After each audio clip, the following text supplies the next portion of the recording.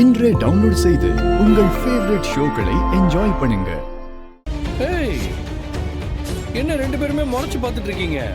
ஒன்னு விட்டேன்னு வையே, பல்லெல்லாம் தனியா விழுந்துரும்.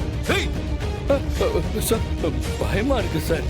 என்ன சார் கோவம்லாம் வருது? இனிமே நீ கோவப்படக்கூடாது செல்லம். அப்படி கோவப்பட்டேன்னு வையே, இப்ப இருக்கிற இந்த 2 நாளுமே இல்லாம போயிடும். இன்னைக்கே நீங்க 2 பேரும் இந்த வீட்டை விட்டு வெளியே போற மாதிரி இருக்கும். எப்படி வசதி? நீ எல்லாம் ஒரு மனுஷனா? வீட்டுக்குள்ள நல்லவ மாதிரி வேஷம் போட்டுட்டு வெளியில பொறுக்கித்தனம் பண்ணிட்டு இருக்க. நீ எல்லாம் என்ன ஜென்மோண்டா? ஏய், இந்த பொறுக்கின்னு சொல்ற வேலைலாம் வச்சுக்காத. மரியாதையா பேச, இல்ல என்ன நடக்கும்னே தெரியாது. ஏய், என்னடா பண்ணுவ? என்ன பண்ணுவ? நீ பண்றத பொறுக்கி தரணும்னு சொல்லாம வேற என்னன்னு சொல்றது? சூரிய மாமா பாவண்டா, வயசானவரா. அவருக்கு இப்படி கட்டி வச்சு குடும்பப்படுத்திருக்க. ஏடா நீ மனுஷனா இல்ல மிருகமாடா? உன்னால இப்ப ஒரு உயிருக்கு போராடிட்டு இருக்காரு.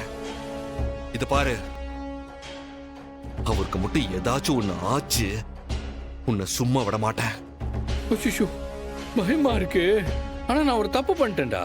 என்ன தெரியுமா? அவனை அங்கேயே சாவடிச்சிருக்கணும். இவ்வளவு நாள் விட்டு வச்சதே மிஸ்டேக்கா போச்சு. வழக்கமா நான் இந்த அளவுக்குலாம் பொறுமையா இருக்கவே மாட்டேன். ஆனா என்னன்னு தெரியல, இந்த ஆள் விஷயத்துல மட்டும் நான் ரொம்ப பொறுமையா இருந்துட்டேன். பரவாயில்ல, இதுக்கப்புறம் என்ன, அவன் எழுந்து வந்து சாட்சி சொல்லவா போறான்? ஓவரா ஆடாத கபிலா. நீ பண்ணது மர்டர் அட்டெம்ப்ட். இது மட்டும் போலீஸ்க்கு தெரிஞ்சதுன்னா என்ன நடக்கும்னு தெரியும்ல? என்ன நடக்கும்? சொல்றேன். நாங்க நினைச்சிருந்தா எப்பவோ போலீஸ் கிட்ட உன்னை புடிச்சு கொடுத்துருப்போம். ஆனா உன்னால இந்த குடும்ப மானமும் சேர்ந்து போகும்.